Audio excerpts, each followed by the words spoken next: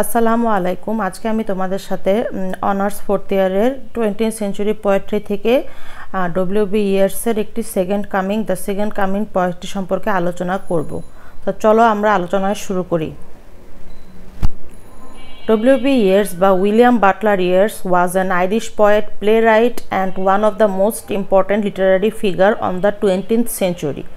এখানে বলা হয়েছে ডব্লিউবি ইয়ের্স হলো একজন আইরিশ পোয়েট, প্লেরাইট মানে হলো dramatist, and one of the most important literary figure এবং সাহিত্যের খুবই একটা important figure on the 20th century. 20th সেঞ্চুরির ছিল তিনি, বিংশ শতাব্দীর তিনি একজন খুবই ইম্পর্ট্যান্ট ফিগার ছিল। Here's a brief overview about him. Born June 13, 1865 in Dublin, Ireland.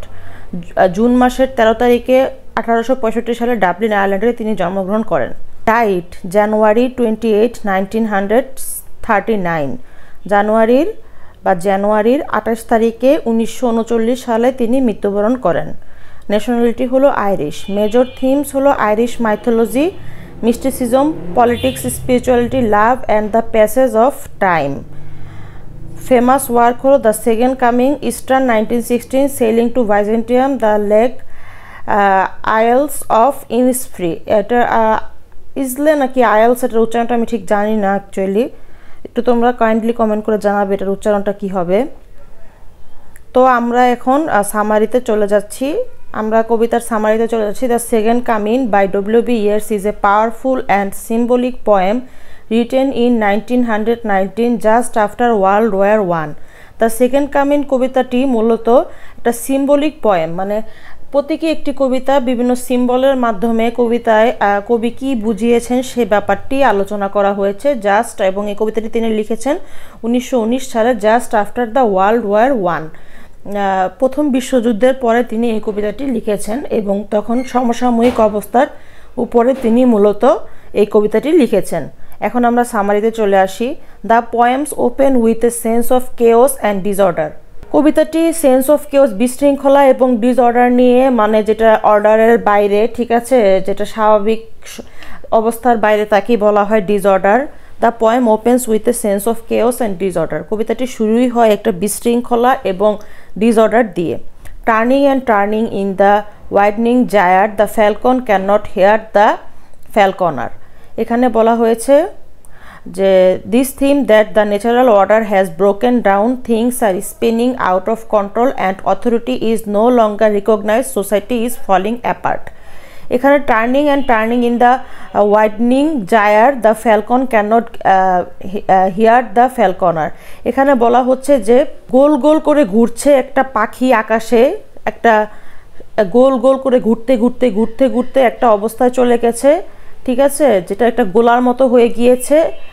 The falcon can not hear the falconer, এবং ফ্যালকন যে পাখিটা আকাশে উঠছে সেটা ফ্যালকনার মানে যে পাখিটাকে ওড়াচ্ছে আকাশে তাকে মানছে না বা শুনতে পারছে না, ঠিক আছে, এরকম বোঝানো হয়েছে একটা, এই লাইনটি দ্বারা এরকম কথাই বোঝানো হয়েছে। This means that the natural order has broken out. এখানে বোঝানো হয়েছে যে ন্যাচারাল অর্ডার, পৃথিবীর যে প্রাকৃতিক স্বাভাবিক ব্যাপারটা সেটা ব্রোকেন ডাউন, ভেঙে গিয়েছে। Things are spinning out of control, এবং সব কিছু কন্ট্রোলের বাইরে চলে গেছে, যেটা গোল গোল করে ঘুরছে, স্পিন মানে ঘোরানো, এরকম বোঝানো হয়েছে। Things are spinning out of control, সব কিছু কন্ট্রোলের বাইরে বা নিয়ন্ত্রণের বাইরে চলে গেছে। And authority is no longer recognised, এবং যে কর্তৃপক্ষ তাকে কেউ পাত্তা দিচ্ছে না, গুরুত্ব দিচ্ছে না, তাদের কেউ রিকগনাইজড করছে না, তাদের কেউ চিনছে না, বা তাদের ক্ষমতাটা তাদের কাছ থেকে চলে গিয়েছে। সোসাইটি ইজ ফলিং অ্যাপার্ট, এবং সোসাইটি, যে সোসাইটিতে বসবাস করি সেটা ভেঙে চুরে শেষ হয়ে গিয়েছে। সোসাইটি ইজ ফলিং অ্যাপার্ট, পড়ে গিয়েছে, ঠিক আছে, মানে দ্বিতীয় বিশ্বযুদ্ধের পরে পৃথিবীর কী অবস্থা ছিল সে ব্যাপারটি মূলত তিনি এখানে আলোচনা করেছেন। এই যে এখানে পরের স্ট্যান্ডায় আমরা দেখব লেখা আছে things fall apart, the centre can not hold. Things fall apart, সব কিছু পতিত হয়ে যাচ্ছে, সব কিছু পড়ে যাচ্ছে, সব কিছু ধ্বংস হয়ে যাচ্ছে এবং কিছুই কন্ট্রোল করা যাচ্ছে না, এরকমই বোঝানো হয়েছে এখানে অ্যাকচুয়ালি। আসলে কবিতায় তো লাইন বাই লাইন এক্স্যাক্টলি অর্থ বোঝানো হয় না, বোঝা যায় না, কারণ সিম্বলিক কবিতাগুলোতে অনেক সিম্বলিক থ্রুতে বিভিন্ন কথা বলা হয়ে থাকে। সো এখানে এরকমই বোঝানো হয়েছে। Let's reflect on the violence and confusion in the world, suggesting that a new era is coming, not a hopeful one but something dark and terrifying. এখানে ইয়েস বলেছেন তিনি ভায়োলেন্স যে বিশৃঙ্খলা অ্যান্ড কনফিউশন দ্বিধাবোধ পৃথিবীর সেটা আলোচনা করেছেন, সাজেস্টিং দ্যাট এ নিউ এরা ইজ কামিং, একটি নতুন সময় আসছে, not a hopeful one but something dark and terrifying, এবং সেটা কোনো আশার আলো নিয়ে আসছে না, বরং সেটা আরও একটা সামথিং ডার্ক অ্যান্ড টেরিফাইং, একটি অন্ধকারাচ্ছন্ন এবং ভয়ঙ্কর কিছু পৃথিবীতে আসছে। যেহেতু ওয়ার্ল্ড ওয়ার 1 হয়েছে, ওয়ার্ল্ড ওয়ার 1-এর পরে পৃথিবীর মধ্যে চরম বিশৃঙ্খলার সৃষ্টি হয়েছিল, সো এত তাড়াতাড়ি ভালো কিছু আসার সম্ভাবনা নেই। কিন্তু তিনি এটাও আবার বলেছেন যে জিসাস ক্রাইস্টের আগমন হবে পৃথিবীতে, এরকম কথাও সিম্বলাইজ করেছেন তিনি ক্রিশ্চিয়ানিটির মধ্যে। তো এটা সামনে পাবো আমরা। এর পরের লাইনগুলো বলছি একটু, আমি সংক্ষেপে জাস্ট লাইনগুলো সামারাইজ করেছি, কারণ এত বড় কবিতার লাইন বাই লাইন পড়ে তোমাদের কোনো লাভ নাই, তোমাদের মেন থিমটা জানলেই enough. A shape with Lions body and the head of a man, এটার উচ্চারণটা ঠিক বুঝতে পারছি না, স্লো সেস হতে পারে, towards Bethlehem to be born, সিংহের দেহে আর মানুষের মাথা বেঁকে বেঁকে বেথেলহামের দিকে এগিয়ে চলছে জন্ম নেওয়ার জন্য। এখানে বলা হয়েছে একটা অদ্ভুত ক্রিয়েচারের কথা যেটা নিউ এরাতে চলে আসবে, সেটা অর্থাৎ সিংহের মতো মাথা, সিংহের মতো দেহ এবং মানুষের মতো মাথা, যেটা বেঁকে বেঁকে বেথলেহ্যামের দিকে এগিয়ে চলছে জন্ম নেওয়ার জন্য। ঠিক আছে, যেখানে জিসাস ক্রাইস্ট জন্ম নেবে সেই জায়গাটার নামই হলো বেথলেহ্যাম, সে জায়গাটার নামই হলো বেথলেহ্যাম। সেখানে একটা সিংহ তেরে তেরে আসছে বা বেঁকে বেঁকে আসছে। The second coming refers to the Christian idea and Christ's return, but imagines a twisted, monstrous version of that, a kind of antichrist and destructive force ushering in a new chaotic era. The second Cummins অর্থাৎ এখানে বাংলাটা লিখে দিয়েছি আমি, অর্থাৎ দ্বিতীয় আগমন, মানে সেকেন্ড কামিং মানে তো দ্বিতীয় আগমন বোঝায়, মূলত যীশু খ্রিস্টের প্রত্যাবর্তন। কিন্তু এখানে ইয়ার্স এক বিপরীত শক্তি, এক বিভীষিকাময় আগমনের কথা বলেছেন। সেখানে বলেছেন যে নতুন পৃথিবী তৈরি হলে সেখানে ভয়ঙ্কর কিছু আসবে এবং সেটা কি করবে, বিভীষিকাময় আগমনের কথা বলেছেন, এবং সেটা খুবই খারাপ অবস্থায় পৃথিবীকে নিয়ে যাবে। এখানে থিমস একটু আলোচনা করব আমরা, আলোচনা করে আবার একটা ফুল সামারাইজ করব আমরা তোমাদের হ্যান্ড নোটের জন্য, সেটা খুবই সুবিধাজনক হবে।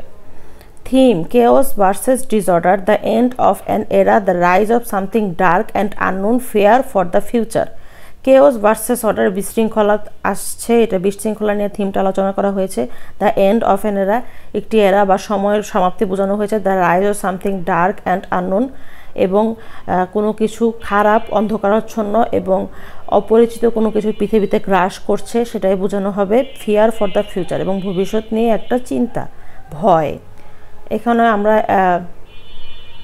এখন আমরা পোয়েমের সামারিটা আবার একটু সামারাইজ করি, সেটা হলো the poem describes a world in chaos where order and control have broken down. এমন একটি পৃথিবীর কথা বলা হয়েছে যেখানে সব অর্ডার ভেঙে চুরে চুরমার হয়ে গিয়েছে এবং বিশৃঙ্খলা তৈরি হয়েছে। ইয়ার suggest that history moves in cycle and the current age is ending in violence and confusion.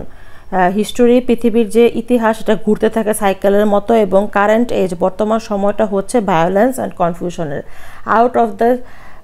Out of this destruction a new and terrifying force is rising, এবং এই ডিস্ট্রাকশনে একটা নতুন এবং টেরিফাইং, ভয়ঙ্কর কিছু পৃথিবীতে আসছে বা উদিত হচ্ছে। Not a hopeful rebirth but a dark and monstrous pages, এটা কোনো হোপফুল আশাবাদী কোনো জন্ম না, কোনো নতুন সুন্দর পৃথিবী না, বরং এটা একটা অন্ধকারচ্ছন্ন এবং খারাপ একটা পৃথিবী। মনস্টারাস মানে হলো গিয়ে দৈত্য বুঝায়, মনস্টার দিয়ে একটা খারাপ পৃথিবী আর কি প্রেজেন্স হচ্ছে, আসছে। ওই যে সিংহের মাথার মতো, সিংহের শরীরের মতো, মানুষের মাথার মতো যে মনস্টারটার কথা বলা হয়েছে সেটাই বলা হয়েছে এখানে। The poem warns that something dreadful is coming, symbolising a frightening future for humanity. কবি এখানে সতর্ক করেছেন যে সামথিং ড্রেডফুল ইজ কামিং, ভয়ঙ্কর কিছু আসছে, সিম্বলাইজিং a frightening future for humanity, এবং যে ভবিষ্যতের জন্য তিনি একটা ভয় যে মানুষের ভিতরে আসবে সেটার জন্য ভয়। কবি এখানে ভবিষ্যতের চিন্তা কথা বলেছেন, ভয়ের কথা বলেছেন, এটাই বলা হয়েছে সিম্বলাইজিং a frightening future for humanity. আজকের মতো এ পর্যন্তই, আশা করি তোমরা সবাই বুঝতে পেরেছো। পরবর্তী ভিডিওতে আমি আরেকটা পোয়েমের টপিক নিয়ে আলোচনা করব, সেটা হবে সেলিং টু বাইজেন্টিয়াম। আল্লাহ হাফেজ।